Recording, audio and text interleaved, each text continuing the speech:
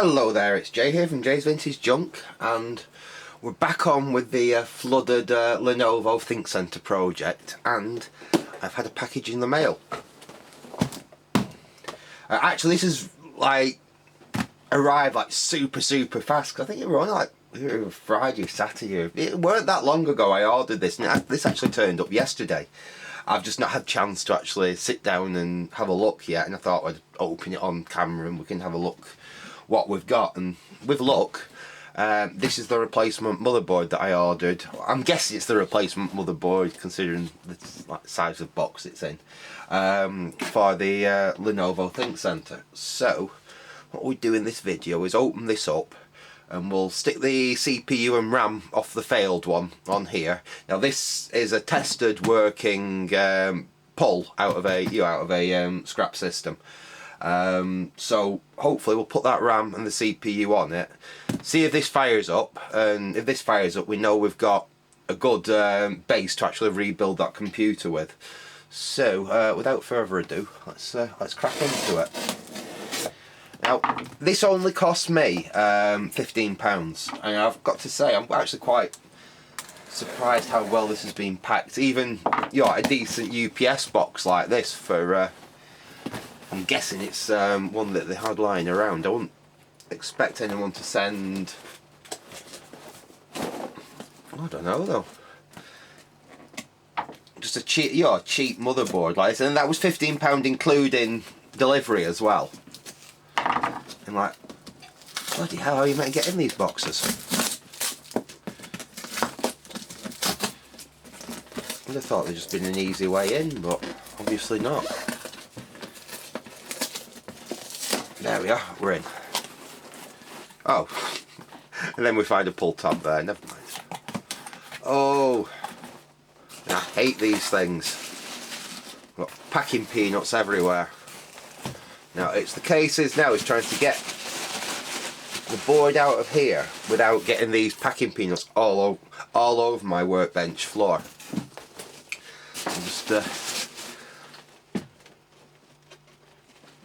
I'm just got to tickle my monitor. My monitor's just gone off. Stupid thing. Never mind, I don't need it. Right, let's see if we can get this out of the box without getting all these packing peanuts all over my workshop. I mean, I'm sure they do an excellent job, but they are a swine. Right, here we go. I think I've only lost a couple, and we're out.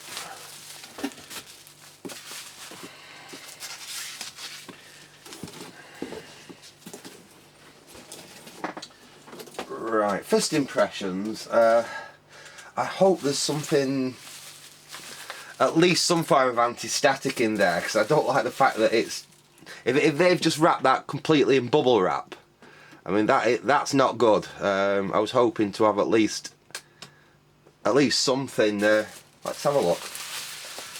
A nice box and everything, but it's not much good if they've fried the board by just wrapping it in something that isn't anti-static. We've got another backplane there. I did say it came with a backplane, but I mean I've got that in the computer anyway. Let's get in here. Use loads of bubble wrap, but I can't see any form of static precautions being taken, unfortunately. I better take some actually. Let's get the old anti-static wrist. I mean, for one thing, my mat here is grounded. This is an anti-static mat that I work on, but we'll get some anti-static precautions on as well. Make sure that's reasonably tight. You don't want it to cut the circulation off, but you do need to allow the metal to be in contact with your skin. There we go. And let's take a look.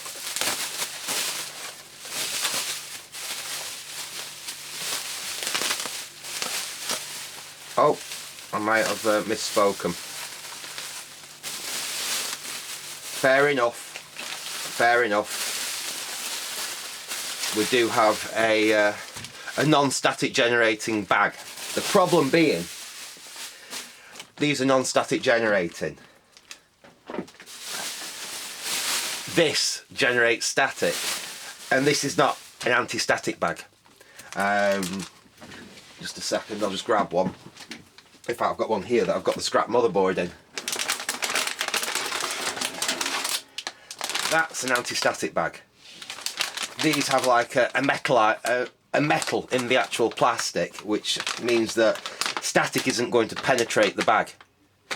This is really what you need for static sensitive electronics. Now these are, it calls it even has the symbol on there, anti-static, but all that means is that this bag doesn't create static. But if you've got a static charge, it will go right through the bag and still fry the board. It's just the bag itself won't. So it's they've put a bubble wrap, which is going to create quite a bit of static. And then if they'd have used a bag like that, I wouldn't be concerned, but that's not good.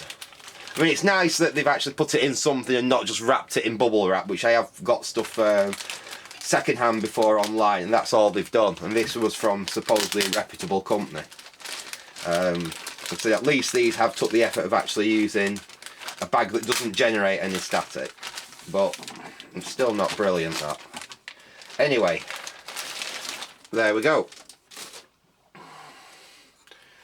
We do have a replacement main board, and it is identical to the board, which we think, well, I'm hoping is what's failed.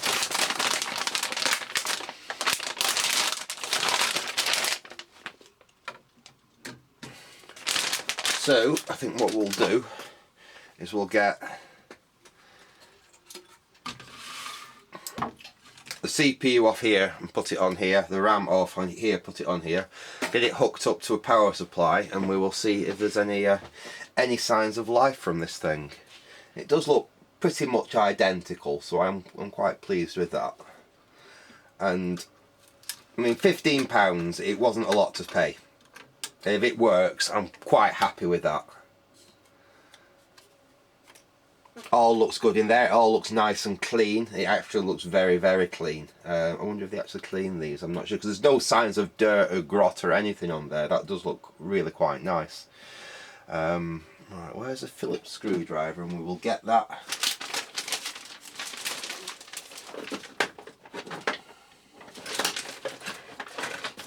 Get organised. Right, there we go. We'll get that heatsink and fan off there.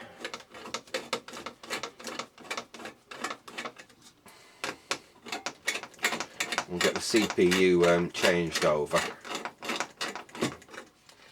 I have been trying to find that spare i5 CPU that I've got, but I haven't located what box I've stuck it in yet, so we'll have to stick with this this CPU for the moment.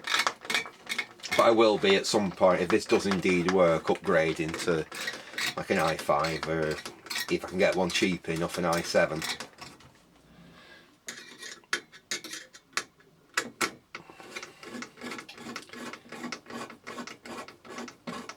Okay, I think that's free. We're free there.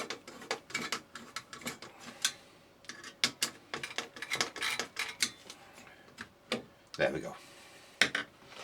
We'll pop that off.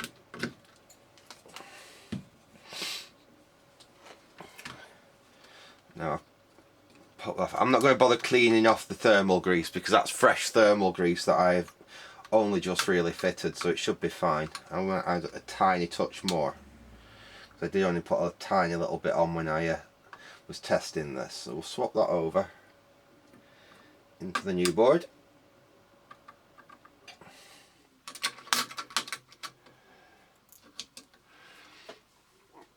I think we'll put a tiny little bit more thermal on that, because I didn't really put a huge amount on. That should be enough.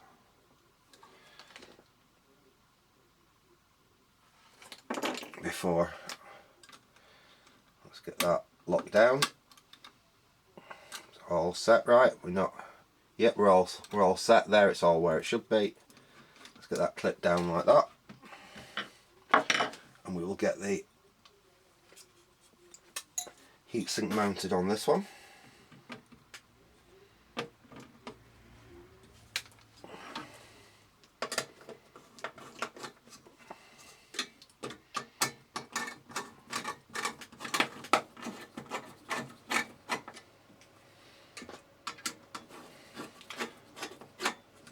I like to do these a bit like you do in a car cylinder head. So basically work round them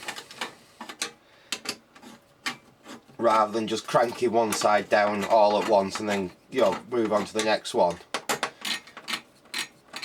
Little bit on one side, little bit on the other side, and just keep working round like that. And then you're not putting a load of strain on one part of the board.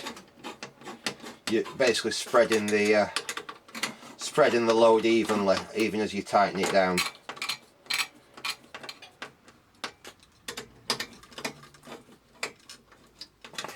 Last one. Okie dokie. Okay, I'm quite happy with that now. Yeah.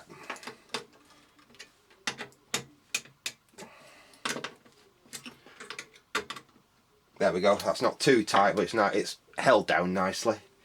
Let's pop that stick of RAM out. Transfer that over.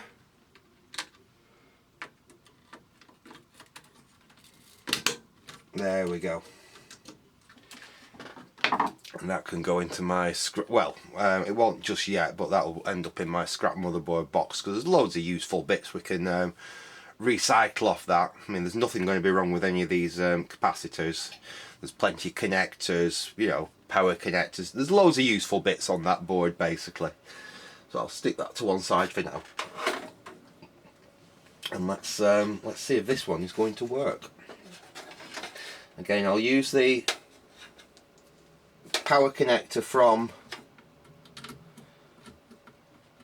the Lenovo case. It just makes it easier to power on that way, especially considering I'm not sure which two pins to short to actually fire it up.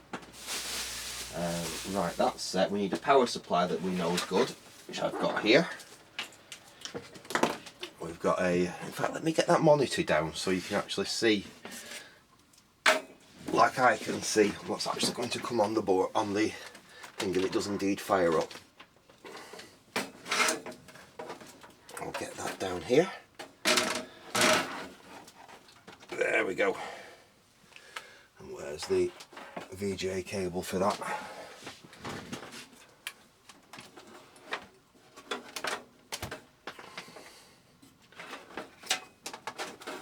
It's got buried down there because that's what I was using to plug that CCTV kit that I was playing with the other day in. We'll get that round, we'll plug that in.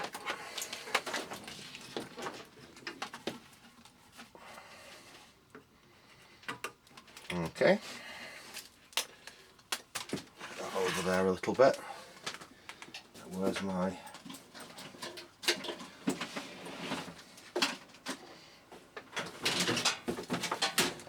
spare IEC power lead?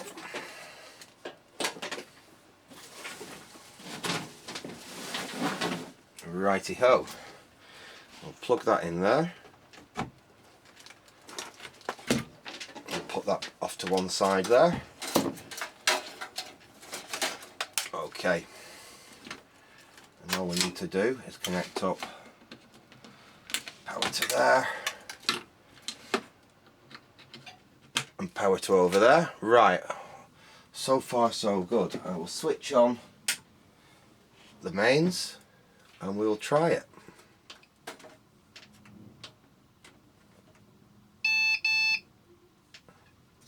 We've got, oh, look at that, brilliant. I don't know if you can make that out. Obviously it's complaining a little bit at the moment because we've no keyboard plugged in. CPU fan failure, well, I haven't plugged it in, that's why. We've plugged that in, that's fine. We have a working motherboard, absolutely fantastic. So we've got American Megatrends. This BIOS is from the 10th of the 12th 2012, so I'll have to have a look and see if there's a BIOS update for this thing.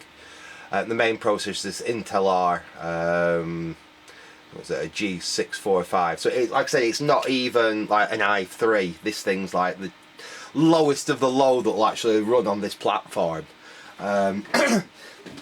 Somewhere in about my junk, I know for a fact that I do have a an i5 kicking around doing absolutely nothing, so we could even try that in that. And like I said, I might even splurge and find myself an old i7, probably a lower end i7 that could be stuck in this thing. But the most important thing, we do have the basis of a working system here now. Let's try turning it off. Yeah, let's try turning it back on with the button on the front of the case. And that seems to work. Obviously, like I said, it's going to have a few complaints because we haven't got like a keyboard plugged in. And it obviously wants a system fan. I didn't actually think this case came with a system fan, but I'm sure we can get around that. I'm sure that might just be something in the BIOS, that this was originally configured in a computer that did have a system fan, and we can probably shut that off in the BIOS, because I don't think it's going to be necessary in this, to be totally honest. But that is brilliant. We do actually have the start of this system. This was just going to be a super quick little video seeing this thing had come in. I just wanted to see, yes, does it work, doesn't it work, are we going to have any problems? So probably in the next video on this, I'll put this away, put it in its anti-static bag for now. And in the next video on this, we'll probably have an attack of that case and see if we can get that case looking decent again. Get all the horrible salts and stuff which seem to be deposited on the bottom of the inside of the case out. See if we can shine that front up, because it's still got various, you know, salts and stains from being in the submerged basement. We might even have a look and see if the hard drive's going to do anything. We'll try spinning it up, and if we can get it to spin up, we might even connect it up here, and we'll start building up a system from this. Right, I'm going to leave it there for now. Like I said, this was just a super quick little video because this had come in and I just wanted to literally unbox it and test it on camera, which is what we've done. So I will say thanks for watching, and goodbye.